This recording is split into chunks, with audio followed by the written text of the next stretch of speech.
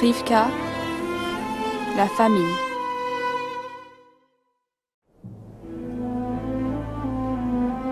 Certains matins, toute la ville est calme. Les commerçants n'ont pas encore sorti leurs marchandises. Les Romains ne sont pas encore dans nos rues. Mais tout comme l'air frais du matin laisse la place à la chaleur du soleil de midi, bruits et tumultes viennent emplir cette aube tranquille. Je ne sais jamais de quoi le jour sera fait.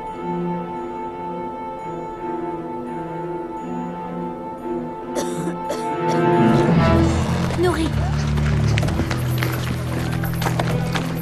Laissez passer! Poussez-vous! Pourquoi on se cache? Laissez passer!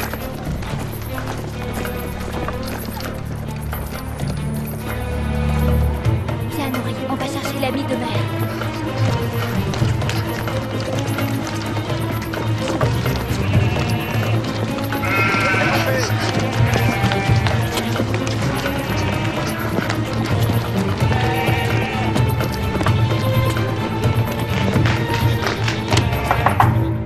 Va donc voir.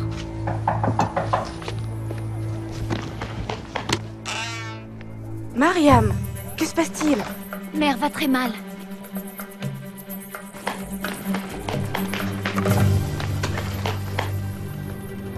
Qu'est-ce qui ne va pas? Elle crache du sang. Oh.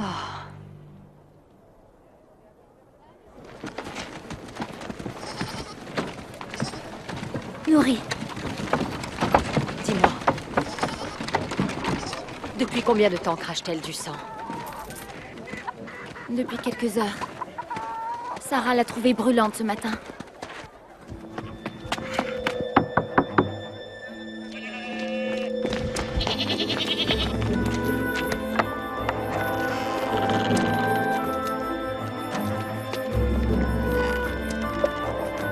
Merci d'être venue, Rivka.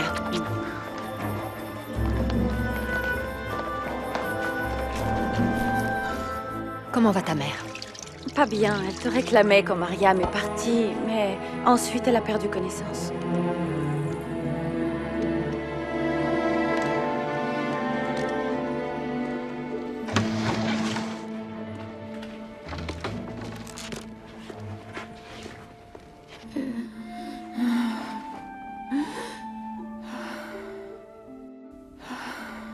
Ne reste pas là, Nourri.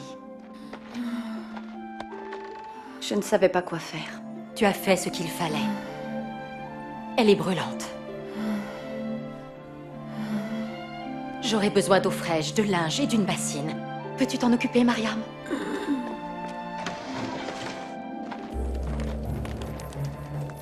Daoud? Qu'est-ce que tu fais là? Rien du tout. Laisse-moi passer. Il y a du sang sur ce tissu. Et alors? Daoud? Daoud!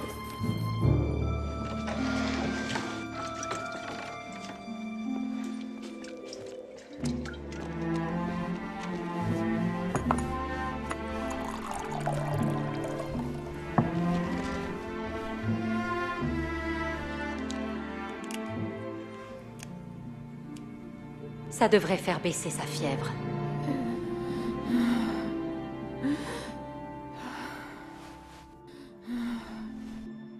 Nous devrions prier pour elle. Père, je te remercie de nous accueillir, Mariam et moi, dans ta présence au nom de Jésus. Merci, car tu nous entends quand nous crions à toi. Prends soin de notre chère Leïla ici présente. Nous te demandons de soulager sa peine et sa souffrance. Guéris-la, Seigneur. Merci, car tu l'aimes encore plus que nous. Et c'est en toute confiance que nous te la remettons, dans le nom de Jésus. Amen. Quand j'essaie de prier pour mère, j'ai l'impression que Dieu n'entend pas. Pourquoi? Je ne sais pas. Je ressens de la honte. Comment Dieu m'entendrait-il? Mais Mariam, Jésus a pris sur lui ta honte sur la croix et t'a donné ainsi accès à la présence de Dieu en son nom. Mais je ne suis pas bonne comme toi. Ou comme mère. Nul n'est assez bon pour se présenter devant Dieu. Mais par le sacrifice de Jésus, il nous ouvre le chemin. Regarde l'eau dans cette vasque. Une goutte de sang ou toute autre impureté souillerait toute cette eau. Il en est de même avec le péché, ma chérie, qu'il soit grand ou petit. Le Dieu Tout-Puissant est pur, saint. Il ne peut tolérer aucun péché. Mais tout comme cette plante assainit l'eau, c'est grâce à la résurrection de Jésus et sa mort que Dieu nous purifie. Alors qu'il était pur et sans péché, Jésus prit sur lui le châtiment de nos fautes et de notre corruption. Il a donné sa vie afin que nous puissions retrouver notre pureté. Il est ressuscité, brisant l'emprise que le péché et la mort avaient sur nous, ôtant notre honte. Ainsi Dieu fit la paix avec nous. En retour, nous acceptons cette paix lorsque nous recevons Jésus, notre Messie, et son sacrifice qu'il nous offre, comme tu l'as fait, Mariam. Il t'entend et il t'aime tellement. Mariam, comment va ta mère? Ah, Rivka. J'espère que tu vas bien. Ça va, Moussa. Et j'espère que toi aussi.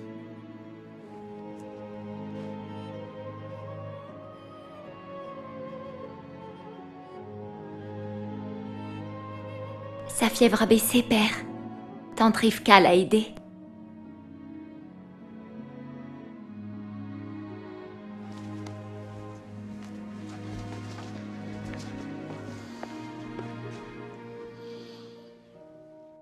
Pourquoi cette femme est-elle chez nous?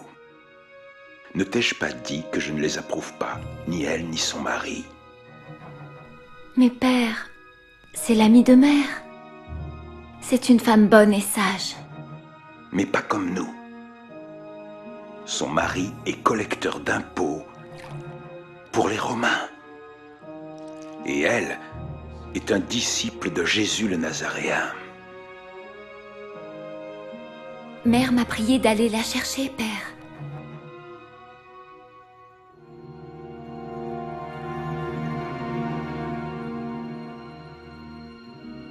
Soit.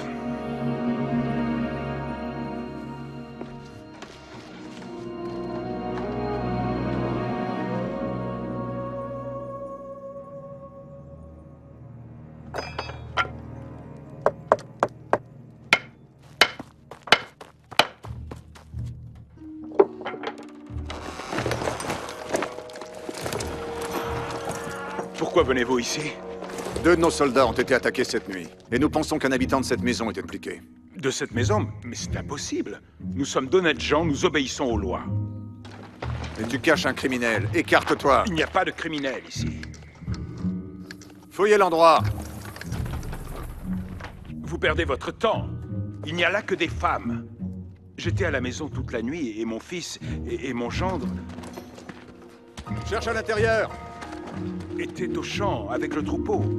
Non, non, s'il vous plaît, n'entrez pas. Ma femme est malade, elle est au plus mal.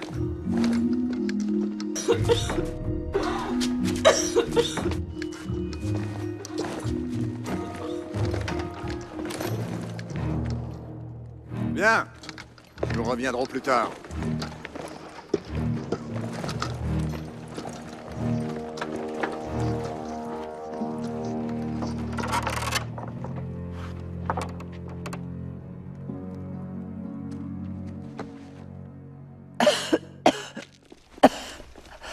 Oh, mon fils. Qu'a-t-il encore fait? Tout va bien, mère. Ils sont partis.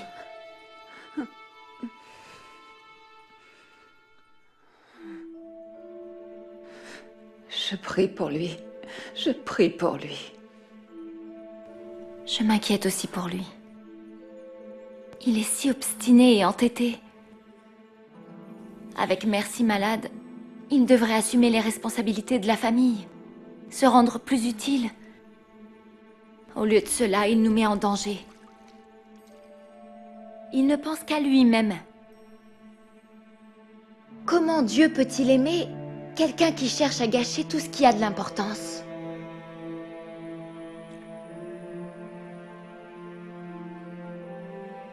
Jésus raconta un jour l'histoire d'un jeune homme qui agissait égoïstement, qui ne pensait qu'à lui-même. Un fils voulut recevoir son héritage en avance. Cela déplut à son père, mais il le lui donna. Ainsi, le fils partit chercher fortune dans un pays lointain. Mais le jeune homme eut au fait de gaspiller tout ce qu'il avait en plaisir égoïste. Il fut bientôt sans le sou, tout seul et affamé. Que fit-il ensuite ? Il se souvint de son père. Il se rappela la générosité et les biens de son père. Comme les serviteurs de la maison de son père étaient bien traités, bien nourris, il décida de retourner chez lui et de dire à son père : « J'ai péché contre Dieu et contre toi.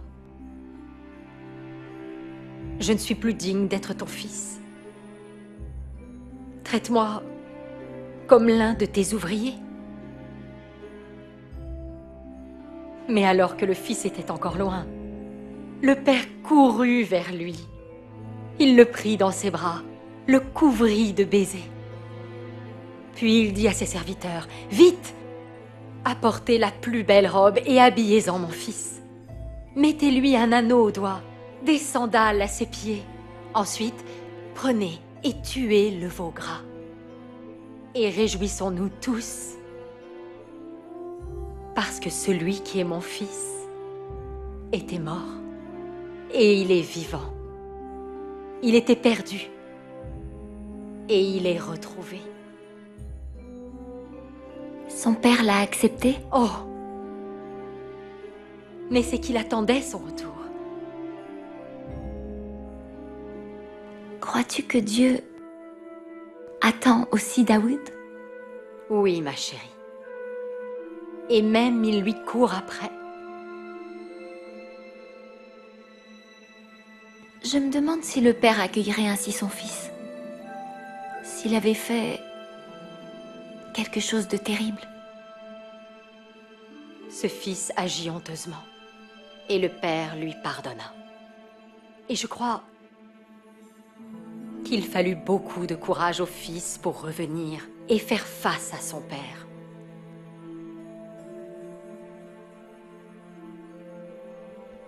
Je dois rentrer maintenant, ou mon mari va venir me chercher.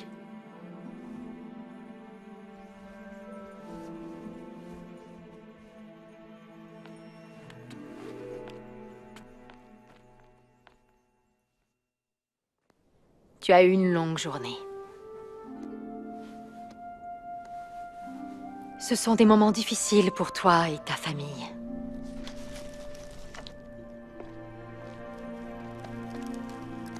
Mais même dans ces moments vraiment difficiles, nous pouvons trouver espoir dans la présence de Dieu, dans sa parole.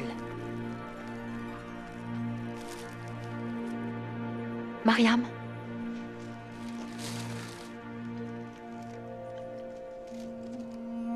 Elles sont pour toi. Le prophète Ésaïe a décrit une image de cet espoir lorsqu'il dit que quand Dieu vient, même le désert se réjouit.